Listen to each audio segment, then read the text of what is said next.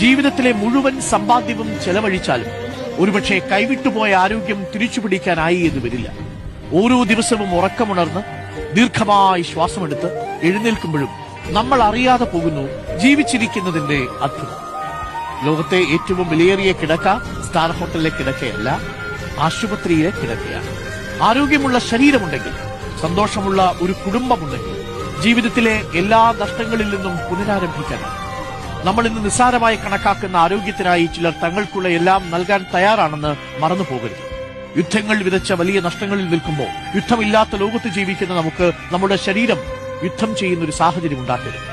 നിങ്ങൾ ഇന്ന് ആശുപത്രി കിടക്കയ്ക്ക് പുറത്താണ് ഉണർന്നതെങ്കിൽ സ്വതന്ത്രമായി നടക്കാനും ചിന്തിക്കാനും സ്വപ്നം കാണാനും നിങ്ങൾക്ക് സാധിക്കുന്നുണ്ടെങ്കിൽ ഒന്ന് മനസ്സിലാക്കുക, നിങ്ങൾ നിങ്ങൾക്കറിയാവുന്നതിലും സമ്പന്നനാണ്.